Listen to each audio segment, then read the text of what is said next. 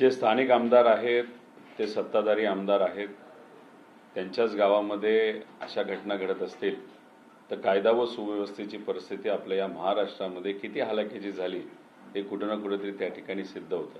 अनेक वेळा आम्ही हा मुद्दा घेतला, अधिवेशनात आम्ही बोललो, आंदोलनं केली. ज्या मुलींवर अत्याचार झाले, ज्या परिवाराला खूप मोठी किंमत मुलीला मृत्युमुखी पाडल्यामुळे त्या ठिकाणी मोजावी लागली, अशा परिवाराला जाऊन आम्ही भेटलो, काही वकिलांना आम्ही भेटलो आणि सगळं झाल्यानंतर सातत्याने आम्ही काही आकडे सरकारसमोर मांडत आहोत की आपल्याला शक्ती कायद्यासारखा कडक कायदा या महाराष्ट्रामध्ये आणावा लागेल. पण दुर्दैव असं मुख्यमंत्री साहेब जे आपल्या या राज्याचे होम मिनिस्टर आहेत ते शब्दाचा खेळ करतात. आकडेवारी आम्ही जेव्हा सांगत असतो, जेव्हा आम्ही सांगतो की आपण बिहार आणि उत्तर प्रदेशच्या पुढे चाललेलो आहोत गुन्हेगारीच्या बाबतीत, पण मग आकडेवारीचा खेळ करत ते कुठंतरी त्या विषयावरचं लक्ष हे दुसरीकडे कुठंतरी घेऊन जातात. मला त्यांना एवढंच सांगायचं की अत्याचार होत आहेत, मुलींवर होत आहेत, महिलांवर होत आहेत आणि महाराष्ट्रामध्ये मोठ्या प्रमाणात हे अत्याचार वाढत चाललेले आहेत. त्यामुळे कुठं ना कुठंतरी कायदा व सुव्यवस्था आपली कमकुवत झालेली आहे. पोलिसांची भीती कमी झालेली आहे. पोलिसांचा वापर हा VIP लोकांना प्रोटेक्शन देण्यासाठी, आमदारांना प्रोटेक्शन देण्यासाठी, खासदारांना प्रोटेक्शन देण्यासाठी वापरला जात आहे. आणि मग याच्यामुळेच सामान्य परिवारातल्या मुलींवर इतक्या मोठ्या प्रमाणात अत्याचार होतात. हे दुर्दैवी आहे. त्यामुळे शक्ती कायद्यासारखा एक चांगला कायदा जो अनिल देशमुख साहेबांनी महाविकास आघाडीमध्ये आणला होता, केंद्राला पाठवला होता, जो केंद्राने रिजेक्ट केला, तो मान्य करणं हे अतिशय महत्त्वाचं आहे. आणि जुन्नरला झालेली घटना आहे ती अतिशय दुर्दैवी आहे असं आपल्याला म्हणावं लागेल. परंतु या सगळ्या वारंवार घटना महिला अत्याचाराच्या ज्या आहेत त्या राज्यामध्ये सातत्याने होताना पाहायला मिळतात. कुठेतरी राज्याचा गृहमंत्र्यांचा वचक जो आहे तो सध्या कायदा, कारण की सातत्यानं नसरापूरची घटना घडते, त्याच्यावरती लोकांचा आक्रोश एकीकडे येतो. बदलापूरची घटना झाली, त्याच्यानंतर नसरापूर, आता ही, म्हणजे एका पाठोपाठ एक असंख्य अशा घटना घडतात. काय झालंय की आपल्या राज्याचे जे मुख्यमंत्री आहेत ते कुठं ना कुठेतरी त्यांचा वेळ हा राजकारणामध्ये, त्याच्याचबरोबर इन्फ्रास्ट्रक्चर याच्यावर जरा जास्त चाललाय असं आपल्याला म्हणावं लागेल. आणि होम डिपार्टमेंटकडे त्यांचं दुर्लक्ष होतंय. होम डिपार्टमेंटचा वापर कोणाला धमकी देण्यात असेल, कोणाला भीती दाखवण्यात असेल, तो तर वापरला जातोच. पण झालं असं आहे की होम डिपार्टमेंट कशासाठी आहे तर लोकांना कुठेतरी प्रोटेक्शन देण्यासाठी, कायदा व सुव्यवस्था या राज्यात चांगली असावी याच्यासाठी. त्यामुळे मुख्यमंत्री साहेबांना होम डिपार्टमेंटसाठी वेळ मिळत नाही असं आपलं तिथं म्हणावं लागेल. म्हणूनच आपल्या या महाराष्ट्रामध्ये कायदा व सुव्यवस्थेची परिस्थिती अतिशय खालावली आहे. ड्रग्ज मोठ्या प्रमाणात तिथं वाढत चाललेले आहेत, अत्याचार मोठ्या प्रमाणात वाढत चाललेले, अवैध दारूधंदे आपल्या या महाराष्ट्रामध्ये मोठ्या प्रमाणात वाढत चाललेले आहेत. पण दुर्दैव असं त्याच्यावर कुठेही कंट्रोल केला जात नाही. त्यामुळे ह्या ज्या काही घटना घडत आहेत पूर्णपणे त्याला होम डिपार्टमेंट जबाबदार आहे, प्रशासन जबाबदार आहे. आणि याच्यावर लवकरात लवकर एक तर या घटनेमध्ये म्हणजे जुन्नरला झालेल्या घटनेच्या बाबतीत लगेच कारवाई होणं महत्त्वाचं आहे. पण एक कडक कायदा, ज्या कायद्याला बघून कोणाची हिंमतच होणार नाही एखाद्या मुलीकडे चुकीच्या नजरेली बघायची, असा कडक कायदा या महाराष्ट्रामध्ये आणलाच गेला पाहिजे अशी आमची मागणी आहे. सर, राम मंदिर चोरी प्रकरणाच्या संदर्भात उत्तर प्रदेश सरकारने SIT स्थापन केलेली होती. ते SITने जे राम मंदिर ट्रस्ट भूमीमधले जे दोन मुख्य सदस्य होते, अर्थात चंपतराय आणि अनिल मिश्रा, या दोघांच्या वरती SIT स्थापन झालेली होती की दान चोरी कुणी केली म्हणून. परंतु SITने ह्या दोन महत्वाच्या व्यक्तींनाच आता क्लीन चिट दिलेली आहे. न खाऊंगा न खाणे दूंगा असं या भाजपच्या सरकारचा तिथं वक्तव्य आपण सगळ्यांनी तिथं ऐकलेलं आहे. पण दुर्दैव असं की धार्मिक स्थळांमध्ये सुद्धा या भाजप सरकारच्या विचाराचे लोक भ्रष्टाचार करत असताना आपण सगळ्यांनी बघितलं. पवित्र भूमी अयोध्यामध्ये प्रभू श्री रामांचं जे मंदिर त्या ठिकाणी बांधलं गेलेलं आहे ते काय सरकारी पैशामुळे बांधले असं नाही.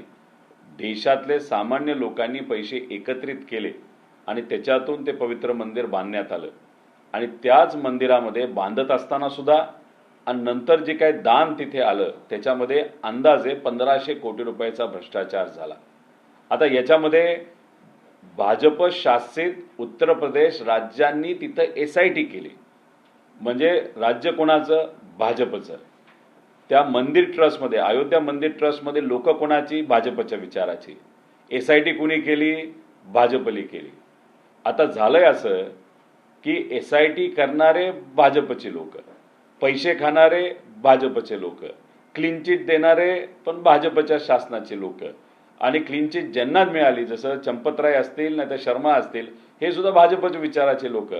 म्हणजे काय आहे की चोरी करणाऱ्या लोकांनाच कुठंतरी इथं त्यांची पाठराखण केली जाते असं आपल्याला म्हणावं लागेल. हे दुर्दैवी आहे. पण एक गोष्ट खरी, चोरी झालेली लोकांनी बघितली या देशातल्या, आणि चोरी करणाऱ्या लोकांना कसं वाचवलं जातं भाजपकडनं हे सुद्धा त्या ठिकाणी लोकांनी, या देशाच्या लोकांनी बघितलं. त्यामुळे लोकच या बाबतीत योग्य असा निर्णय उत्तर प्रदेशच्या इलेक्शनमध्ये आणि या देशाच्या इलेक्शनमध्ये घेतील असा आम्हा सगळ्यांना विश्वास आहे. खरं तर बारामतीमध्ये अजित पवारांच्या दुर्दैवी निधनानंतर आता बारामतीकरांना कोणी वाली राहिला नाही का, अशा पद्धतीचा सवाल उपस्थित होताना पाहायला मिळतो. बारामतीमध्ये वाढती गुन्हेगारी आणि विकास कामांच्या पार्श्वभूमीवरती आता स्वतः बारामतीकर जे आहेत ते शरद पवार आणि सुनेत्रा पवारांना पत्र लिहिताना पाहायला मिळतात.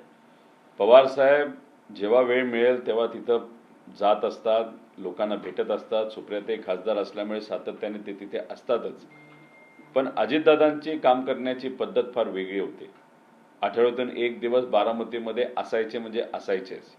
त्याच्याचबरोबर स्वच्छता, गुन्हेगारी, त्याच्याचबरोबर तिथं जे काही इन्फ्रास्ट्रक्चर आहे, म्हणजे हॉस्पिटलच्या बिल्डिंग असतील, प्रशासकीय काही इमारती असतील, त्या नीट ठेवल्या जात आहेत का, मेंटेन केल्या जात आहेत का, लाईटचं बिल दिलं जात आहे का, या सगळ्या गोष्टींवर अजितदादांचं बारकाईने लक्ष असायचं.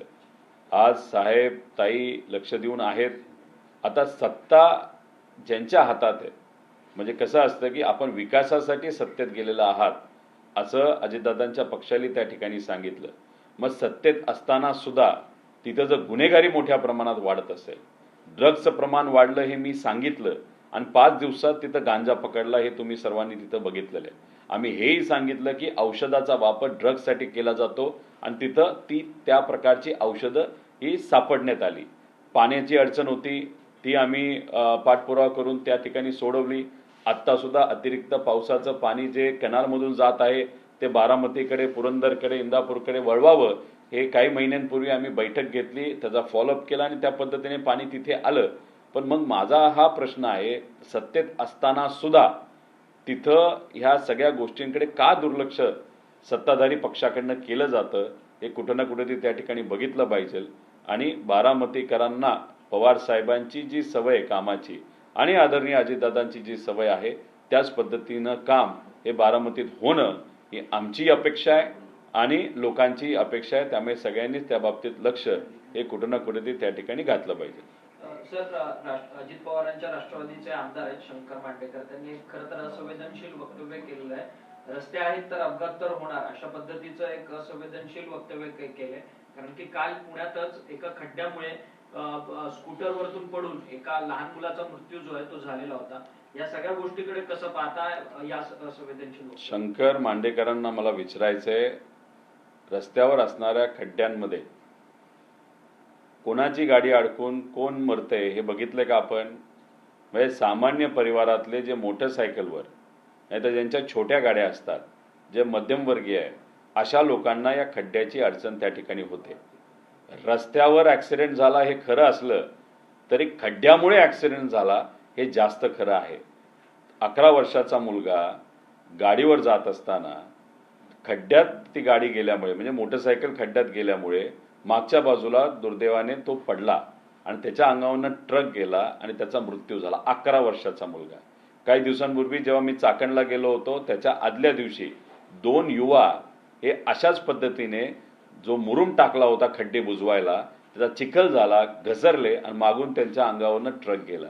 मग ह्याच्यात मरणारे जे आहेत, ज्यांचा मृत्यू होतो, हे सगळे गरीब आहेत, मध्यमवर्गीय आहेत. जेव्हा एखादा नेता तिथं बघण्यासाठी येतो, व्हिजिट करायला येतो, तो महागड्या 3-3, 2-2 कोटीच्या गाडीमध्ये येतो आणि त्या सगळ्या SUV असतात. त्यामुळे प्रॉब्लेम मध्यमवर्गीयाला आणि गरिबाला तिथं येतो, नेत्यांना प्रॉब्लेम त्या ठिकाणी येत नाही. त्यामुळे वक्तव्य करत असताना विचार करून वक्तव्य तिथं करावं.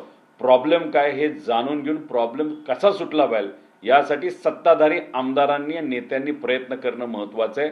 सत्तेत असताना सुद्धा, विकासासाठी सत्तेत गेले असताना सुद्धा जर तुमच्या भागामध्ये खड्डे बुजवले जात नसतील तर मला असं वाटतं की या सरकारची लाज जेवढी आम्हाला वाटते तेवढीच या सत्ताधारी आमदारांना सुद्धा लाज वाटली पाहिजे. रोहितजी, मुंबईच्या महापौर आहेत आणि त्यांच्या सोशल मीडियाच्या प्रसिद्धीसाठी आता महापालिका 25 लाखाचा खर्च करणार आहेत. भाजपच्या महापौर आहेत रितू तावडे, याआधी देखील अशा सोशल मीडियाच्या रील्समुळे त्या वादात देखील सापडलेल्या होत्या आणि आता पुन्हा एकदा सोशल मीडियासाठी 25 लाख रुपये प्रति महिना जर खर्च होणार असेल तर याकडे आपण कसं पाहता?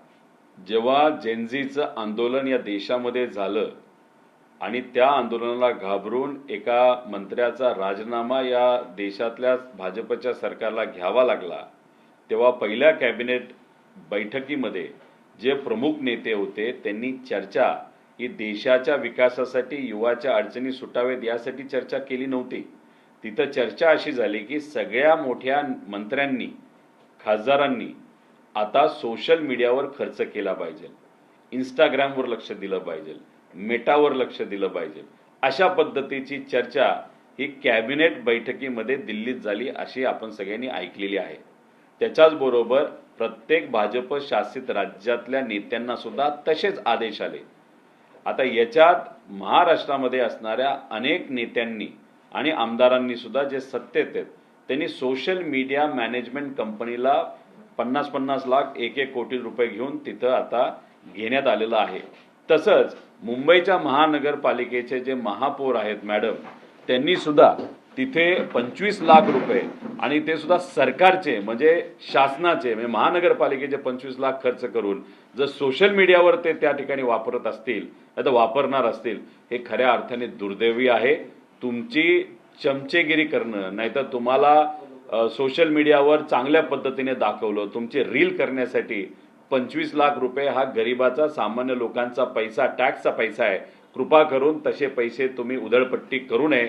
आणि हे जे काय चाललंय, रीलवर लक्ष देणं, इंस्टाग्रामवर लक्ष देणं, आपण छान कसा दिसतो, आपण चालतो कसा, आपली रील किती प्रसिद्ध होती, आपले किती लाईक्स किती वाढतात, याच्यापेक्षा सामान्य लोकांनी तुमच्याकडे बघत असताना तुमचं चांगलं काम आहे म्हणून तुमचा पाठिंबा वाढावा याच्यासाठी काम करावं, लाईकसाठी काम करू नये. हे जे काय चाललंय ते चुकीचं आहे. दादा, तुमचे राजकीय प्रतिस्पर्धी आहेत राम शिंदे, ते एका काल कुस्ती स्पर्धेच्या उद्घाटनाला गेलेले होते. त्यावेळेस तुमच्यावरती नाव न घेता त्यांनी टीका केलेली आहे. घोडा मैदान येणार आहे, कोण कोणाला पाणी पाजतंय ते बघूच, कोण कोणाला पाडतंय, कोण कोणाला जिंकवतंय, अशा पद्धतीने तुमच्यावरती नाव न घेता त्यांनी टीका केलेली आहे. तुम्ही देखील मध्यंतरी त्यांच्यावरती टिप्पणी केली होती. नाही, मी बोलत असताना थेट नाव घेऊन बोलतो आणि ते आमच्या बोलत असताना नाव घेता येत नाही. याच्यातच फरक आहे ना, हिंमत. आणि तिथं कुठंतरी एखाद्या व्यक्तीची जो चुकतो त्याबद्दल बोलण्याची ताकद. त्यामुळे आम्ही नाव घेऊन तिथं बोलत असतो, त्यांना नाव सुद्धा घेता येत नाही. विषय एवढाच आहे की या महाराष्ट्रामध्ये अडचणी इतक्या मोठ्या प्रमाणात आहेत, त्या सुटाव्या यासाठी आमचा पाठपुरावा तिथं चालू आहे. महाराष्ट्रात आम्ही त्या ठिकाणी फिरतो आणि कर्जत आणि जामखेडचे जे सर्व नागरिक आहेत त्यांनी मला ती ताकद दिली, मला तो पाठिंबा दिला आणि त्या अनुषंगाने महाराष्ट्रातले प्रॉब्लेम सोडवत असताना कर्जत जामखेडचे सुद्धा बहुतांश प्रॉब्लेम हे आम्ही सोडवण्याचा प्रामाणिकपणे प्रयत्न करतोय. पद नसताना, राम शिंदे सरांकडे पद असताना त्या पदाचं काय लोणचं घालतायत का असा प्रश्न अनेक वेळा मी तिथं केलेला आहे. विकास कामं कुठलेही मंजूर करून आणत नाही.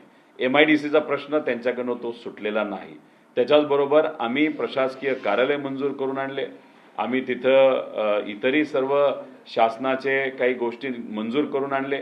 पण आता 95% आम्ही खर्च हा आधीच्या सरकारकडनं तिथं मंजूर करून तो खर्चही झाला.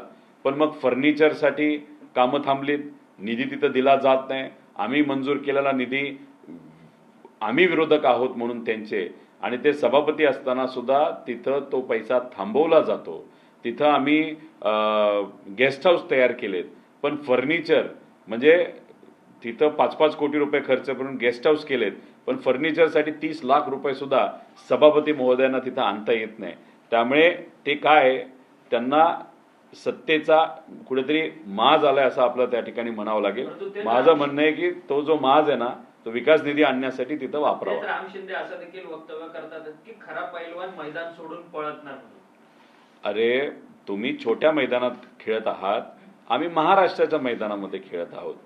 कर्जत जामखेडकराच्या लोकांनी आम्हाला पाठिंबा देत जे काय माझी ओळख निर्माण केलेली आहे त्या ओळखीचा उपयोग करून शेतकऱ्यांना कर्जमाफी मिळावी, 2019चा ते कलम त्याच्यामध्ये जो काही कंडिशन टाकली होती ती काढावी आणि 38 लाख शेतकऱ्यांना फायदा व्हावा यासाठी आम्हाला आंदोलन करावं लागलं, याच्यासाठी आम्हाला उपोषण करावं लागलं. आणि माझ्या कर्जत जामखेडचे 60,000 लोक त्याच्यामध्ये आहेत.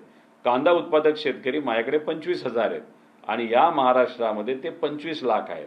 कांद्याचे भाव जेव्हा 5 रुपये किलो होते ते वाढावे यासाठी मला आंदोलन करावं लागलं, शेतकऱ्याला आंदोलन करावं लागलं. त्यानंतर आता रेट 40 रुपये किलोला गेलेले आहेत. त्यामुळे राम शिंदे सरांचं मैदान हे छोटं आहे, आमचं मैदान हे मोठं आहे आणि आम्ही आता कुस्ती जी खेळत आहोत त्यांच्या नेत्यांबरोबर कुस्ती खेळत आहोत, कारण का त्यांचे नेते दुर्दैवाने महाराष्ट्राच्या विकासामध्ये कुठं ना कुठे त्या ठिकाणी कमी पडत आहेत. त्यामुळे तुमची कुस्ती कोणाबरोबर आणि माझी कुस्ती कोणाबरोबर हे कुठेतरी त्या ठिकाणी आता आपण ठरवलं पाहिजे. रिक्षा आणि टॅक्सी चालकांना मराठी अनिवार्य केलेली आहे. यावर रामदास आठवले म्हणतात की मुंबई ही फक्त राज्याची राजधानी नाही आहे, तर ती देशाची आर्थिक राजधानी आहे. अशा प्रकारे गरिबांवर असा कायदा लादणे किती योग्य आहे, आठवले म्हणतात.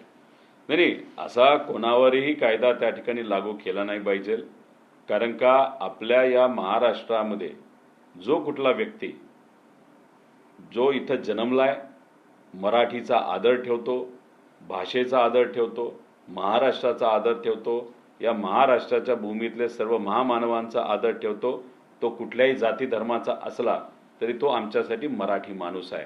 त्यामुळे इथं मुंबई असो नाही तर महाराष्ट्र असो, इथे असणाऱ्या समावेशक भूमिका आहे. पण भाजप आणि सत्ताधारी नेहमी ओबीसी मराठा, त्याच्याचे धनगर आदिवासी, त्यानंतर तिथं हिंदू मुस्लिम आणि मुंबईमध्ये हिंदी भाषिक आणि मराठी भाषिक असा वाद मुद्दामून राजकीय दृष्टिकोनातून कायम ठेवतात आणि राजकीय फायदा व्हावा म्हणून इलेक्शन महानगरपालिकेचं होऊन सुद्धा हा जो काही वाद आहे तो असाच कायम त्यांनी तिथं पुढे ठेवला असेल तर हे योग्य नाही. दादा, खरं तर काल तुम्ही उपमुख्यमंत्री एकनाथ शिंदे यांची भेट घेतली आणि वेगवेगळी तुम्ही समस्या त्यांच्या समोर मांडली. त्यानंतर तुम्ही माध्यमांशी संवाद साधताना तुम्ही मात्र त्यांचं कौतुक करताना पाहायला मिळालं. तुमचे राजकीय विरोधक असताना उपमुख्यमंत्री एकनाथ शिंदे, तुम्ही त्यांचं कौतुक करताय, काय विषय झालाय तुमच्या भेटीमध्ये? आमचा स्वभाव असा आहे की जे चांगले ते चांगले, जे वाईट आहे ते वाईट आहे. एखादा मंत्री चांगलं काम करत असेल तर आम्ही चांगलंच बोलतो आणि एखादा व्यक्ती वाईट नाही तर भ्रष्टाचार करत असेल तर त्यांच्यावर आम्ही विरोधच करतो. एकनाथ शिंदे साहेबांना काल भेटण्याचं कारण असं होतं की काही दिवसांपूर्वी पवित्र भूमी सिंदखेड राजाला मी गेलो होतो. आई जिजाऊंची ती जन्मभूमी, त्या जन्मभूमीसाठी अनेक लोकांनी शब्द दिले, पण तिथला जो विकास आराखडा आहे तो अनेक वर्षांपासून प्रलंबित आहे आणि मग त्या विकास आराखड्यासाठी पैसे मिळावेत यासाठी तिथे असणारे जे नगराध्यक्ष आहेत, सौरभ असतील, त्याच्याचबरोबर इतरही जे उपनगराध्यक्ष आहेत, ह्यांनी सगळ्यांनी व तिथे असणाऱ्या नागरिकांनी आमच्याबरोबर पाठपुरावा केला. शिगणे साहेबांनी सुद्धा या बाबतीत पाठपुरावा केलेला आहे आणि मग मी त्यांना शब्द दिला होता की आम्ही सुद्धा आमच्या परीने सरकारमध्ये असणाऱ्या नेत्यांशी चर्चा करू, बैठका करू आणि नक्कीच पाठपुरावा करून निधी कसा मिळेल यासाठी तिथं आमचा प्रामाणिक प्रयत्न असेल. तिथे असणाऱ्या लोकांनी सांगितलं होतं की 12 जानेवारी 2027ला जेव्हा आई जिजाऊंची तिथं जयंती असते त्याच्या आधी निधी आला नाही तर आम्ही कुठल्याही नेत्याला तिथं येऊन देणार नाही आणि त्या भूमिकेला आम्ही सुद्धा पाठिंबा दिला होता. तसं पत्र घेऊन एकनाथ शिंदे साहेबांना काल मी भेटलो. त्यांची एक बैठक तिथं सुरू होती, त्या बैठकीत आम्ही गेलो. त्यांनी विषय विचारला, तो विषय त्यांना दाखवला, वस्तुस्थिती सांगितली, का निधी दिला गेला पाहिजे हे सांगितलं. अजितदादांनी सुद्धा यासाठी प्रयत्न केला होता, निधी देण्यासाठी त्यांनी प्रक्रिया सुरू केली होती पण ती पुढे गेली नाही.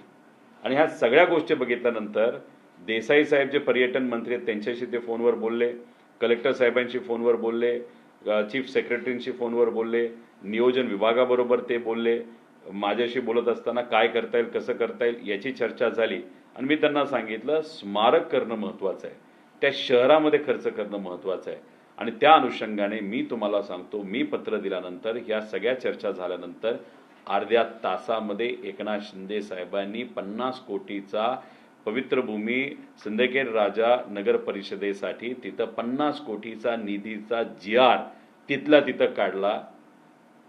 हे जे काय त्यांनी तिथं ॲक्शन घेतली, लगेच GR काढला, खरंच स्तुती करण्यासाठी आहे, सारखं आहे. चांगली गोष्ट त्यांनी त्या ठिकाणी केली असेल तर त्यांना अभिनंदन त्यांचं करणं ही आमच्या सगळ्यांची जबाबदारी आहे. त्यामुळे कालही मी त्यांचं अभिनंदन केलं, आजही त्यांचं अभिनंदन करतो. असे GR लवकरात लवकर काढलं त्याला एक प्रकारची हिंमत लागते आणि ती हिंमत कालच्या आई जिजाऊंच्या जन्मभूमीसाठी 50 कोटी रुपये देऊन त्यांनी ती हिंमत दाखवली, हे मात्र त्या ठिकाणी खरं आहे. नहीं, अभी CET को जाना है ना, वहां पे भी चर्चा आहे. नाही CETचा मुद्दा तिथंच घेऊ ना. तो जरा फार क्रिटिकल आहे आणि माझ्याबरोबर काही शिक्षक पण आले, त्यांनाही आपल्याला प्रश्न उत्तर करा. राम मंदिर में जो स्कैम हुआ उसको जो SIT स्थापित की थी, उस SIT ने दोनों को क्लीन चिट दी है, क्या कहेंगे?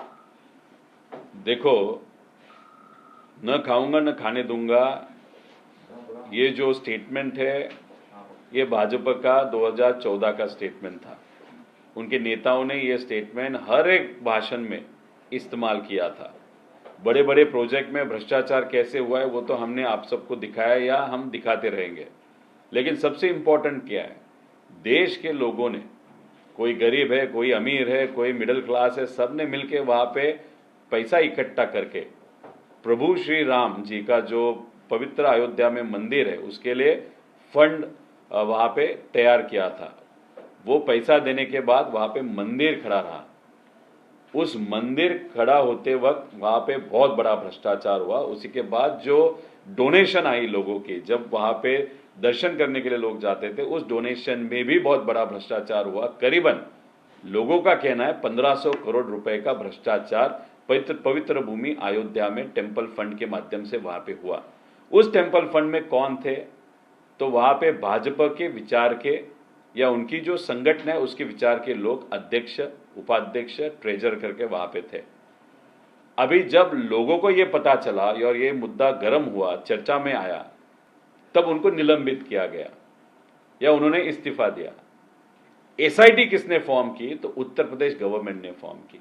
उत्तर प्रदेश गवर्नमेंट में किसकी सत्ता है, भाजपा की सत्ता है. SIT फॉर्म करने के बाद उन्होंने इन्वेस्टिगेशन किया और जो लोग जिम्मेदार है फिर भी उनको वहां पे क्लीन चिट दी. मतलब चोरी करने वाले आपके लोग, चोरी करने वाले लोगों को SIT आप ही दोगे. SIT इन्वेस्टिगेशन, जो आपके विचार की SIT वो वहां पे इन्वेस्टिगेशन करेंगी और आपके विचार की SIT चोरी करने वाले लोगों को क्लीन चिट भी देंगे. तो ये गलत है. देखो, वहां पे चोरी हुई है, ये लोगों को पता है, और जिन लोगों ने चोरी की उनको क्लीन चिट भी भाजपा के विचार के सरकार ने वहां पे दी, ये भी लोगों को मालूम है. आने वाले उत्तर प्रदेश इलेक्शन में इसकी कीमत भाजपा को डेफिनेटली लोकशाही के माध्यम से, डेमोक्रेसी के माध्यम से वहां पे देनी पड़ेगी और इस देश के लोग भी भाजपा को आने वाले इलेक्शन में वहां पे उत्तर देंगे, ऐसे हम सबको विश्वास है. Rohit ji, Maharashtra government rules of business 2026 में थोड़ा बदलाव किया है सीएम फडणवीस ने, और जितने भी जो पावर्स हैं वो खुद तक रखी हैं. अगर कोई भी मिनिस्टर्स होता है उसको ओवरराइड कर सकते हैं, उनके डिसीजंस को भी. कहीं ना कहीं आप मानते हैं वीटो करने की कोशिश की जा रही है? देखो, ये अनसेट रूल था महाराष्ट्र में, जहां पे मुख्यमंत्री ये हर एक फाइल को देखते थे. उनको अगर कोई फाइल कैंसिल करनी हो या वहां पे ओवर रूल करनी हो तो इनडायरेक्टली वो वहां पे करते थे. क्योंकि अगर आपको मालूम होगा, परदेसी नाम के एक अधिकारी उन्होंने वहां पे रखे हैं जो DCM, दोनों DCM के फाइल्स वहां पे चेक करते हैं. लेकिन कल परसों उन्होंने, मतलब उनके सरकार ने जो GR निकाला, जो रूल निकाला, उसमें जो चीज अनऑफिशियल थी अभी ऑफिशियल कर दी. अभी मेरे को विश्वास है कि इस सरकार में ऐसे कुछ नेता जैसे एकनाथ शिंदे जी है, बहुत आक्रामक है और खुद के निर्णय वहां पे लेते हैं, वो उनके निर्णय लेते जाएंगे. अभी आगे जाके मुख्यमंत्री साहब उनके निर्णय रुकाएंगे कि नहीं रुकाएंगे वो वहां पे देखना पड़ेगा. लेकिन जो बाकी नेता थे या मंत्री है, उनके निर्णय पहले से ही कंट्रोल में थे. अभी आगे जाके देखेंगे ये क्या हो रहा है. देखो, एक तो सत्ता में आने के बाद आपके जो मित्र पक्ष है उनको हम इस तरीके से आप कंट्रोल कर रहे हो, ओएसडी भाजपा ने दिया इन सब नेताओं को या मंत्रियों को, वहां पे कंट्रोल करने की कोशिश की। उसी के साथ कोई सेक्रेटरी देना है तो वो भाजपा के नेता वहां पे, मतलब मुख्यमंत्री वहां पे निर्णय लेते हैं। उसी के साथ ये तो सत्ता में होने वाली चीजें हैं, एसआईआर के माध्यम से भाजपा ने विरोध में जो सब पक्ष है, जैसे हम हैं, कांग्रेस है, उद्धव ठाकरे साहब की शिवसेना है, वहां पे एसआईआर का तो कंट्रोल पूरा उन्होंने लिया। भाजपा के आमदार जहां पे, वहां पे भी एसआईआर का कंट्रोल पूरा लेके वहां पे मैनिपुलेशन कर रहे, ऐसे लोगों का कहना है। उसी के साथ एकनाथ शिंदे जी हो या वहां पे सुनीत्रा ताई हो, उनके पक्ष के जो आमदार है वहां पे भी बीजेपी एसआईआर को कंट्रोल करते वक्त वहां पे वोटर मैनेजमेंट वहां पे कर रहे। मतलब कहीं ना कहीं तो भी इन दोनों की ताकत पूरी कम करके 2029 में सिर्फ भाजपा वहां पे लड़ेगी, ऐसी कोशिश भाजपा के माध्यम से वहां पे की जा रही है।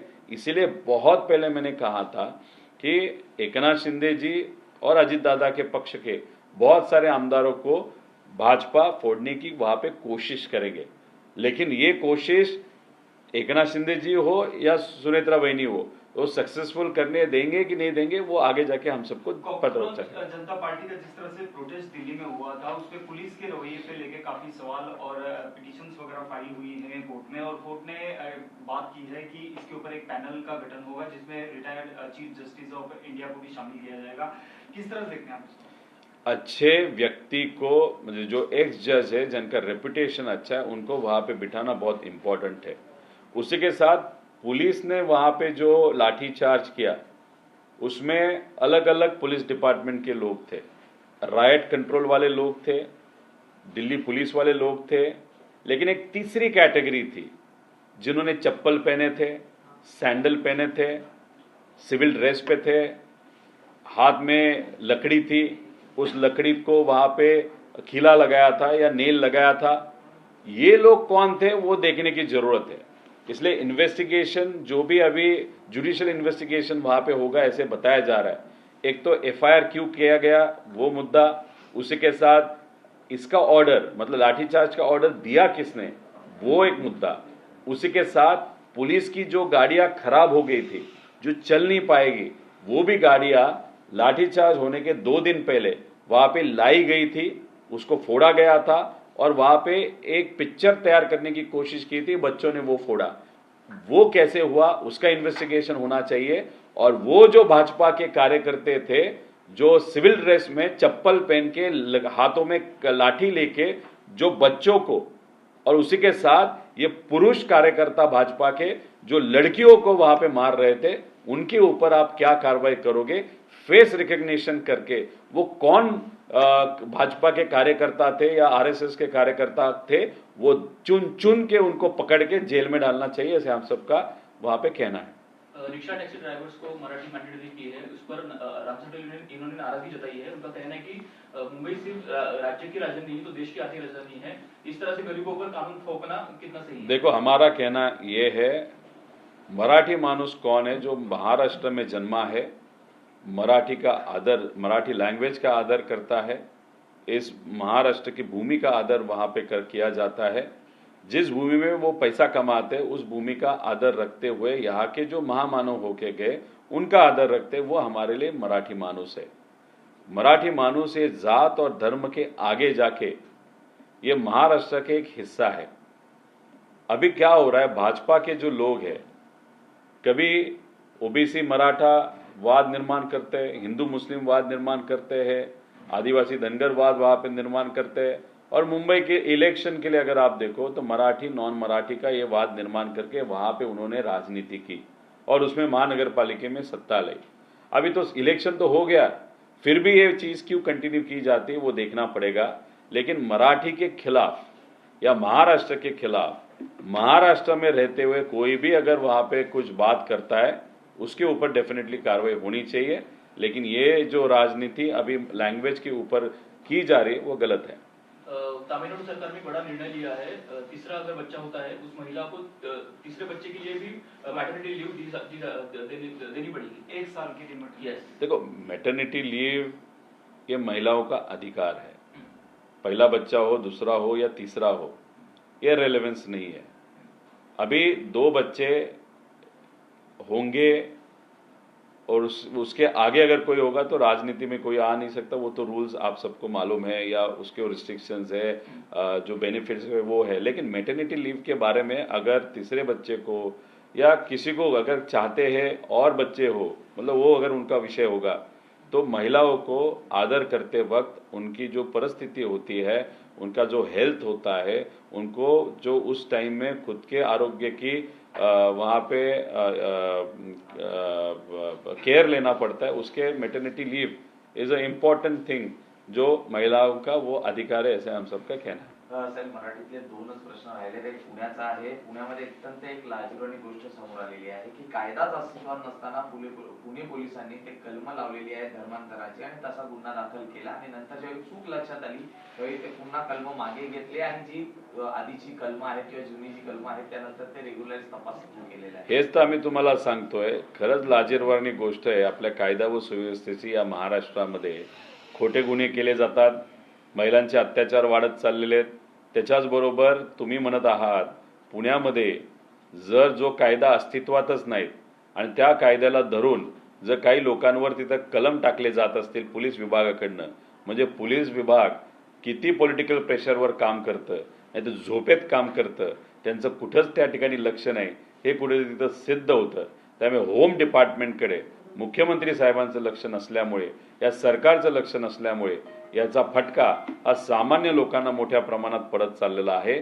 आणि जे कायदे नाहीच आहेत त्या कायद्याचा वापर करून ते कलम जर कुठल्या पोलीस अधिकाऱ्याने एखाद्या व्यक्तीवर टाकले असतील तर त्या बाबतीतली एन्क्वायरी 100% झाली पाहिजे, अशी आमच्या सगळ्यांची मागणी आहे. दुसरं, केवायसी मोहिमेनंतर महाराष्ट्र शासनात लाडकी बहीण योजना ही जी राबवण्यात आली होती त्याची जी घसरण आहे, म्हणजे महिलांची संख्या जवळपास 2,48,00,000 वरून 1,65,00,000 वरती आलेली आहे.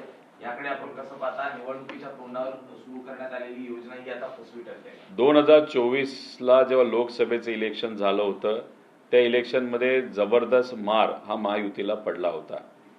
आणि मग याच्यातून आपण बाहेर कसं निघायचं, त्याला वेगळ्या वेगळ्या रणनीती केल्या गेल्या. त्यातली एक रणनीती होती ओबीसी मराठातला वाद मोठ्या प्रमाणात वाढवायचा, हिंदू मुस्लिमांतला वाद मोठ्या प्रमाणात वाढवायचा, मुंबईमध्ये मराठी अमराठीचा वाद तिथं वाढवायचा.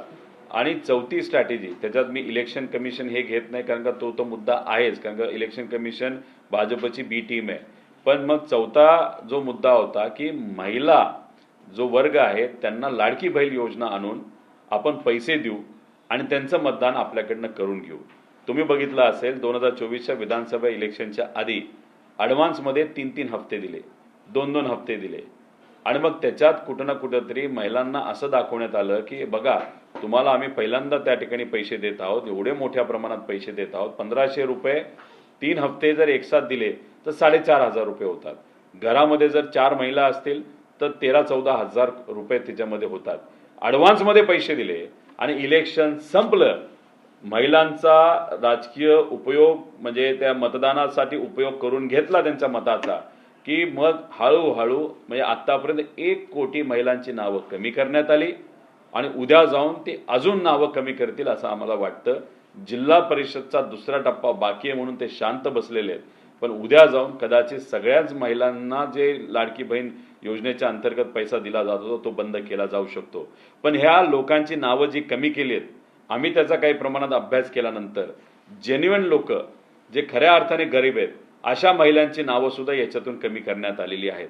आणि ज्यांना पैसे मिळतात त्यातले बऱ्यापैकी काही लोक जरा चांगल्या परिस्थिती असताना त्यांना पैसे मिळतात. त्यामुळे नावं कमी करत असताना तोंड बघून नावं कमी केली का, कोण कुठल्या विचाराचे ते बघून नावं कमी केली का, ते हे कुठे ना कुठेतरी बघितलं पाहिजे. आणि सुरुवातीला तुम्ही योजना आणता, पैसे देता आणि नंतर नावं कमी करता, तर मग हे 20-24 हजार कोटी रुपये जे महिलांना दिले, एक तर महिलांकडनं 1 रुपया रिकव्हर करायचा नाही असं आमच्या सगळ्यांची मागणी आहे. मग 24,000 कोटी रुपये ज्या विभागाली ज्या मंत्र्यांनी तिथं कुठंच अनालिसिस न करता कोणाला मिळते कोणाला नाही मिळत, पुरुषांना सुद्धा पैसे दिले, तर मग त्या मंत्र्यांवर कारवाई का होऊ नये, त्या डिपार्टमेंटवर कारवाई का होऊ नये? कारण शेवटी हा टॅक्सचा पैसा आहे. हा विचार नक्कीच तिथं केला गेला पाहिजे आणि ह्याच्या बाबतीत इन्व्हेस्टिगेशन झालं पाहिजे.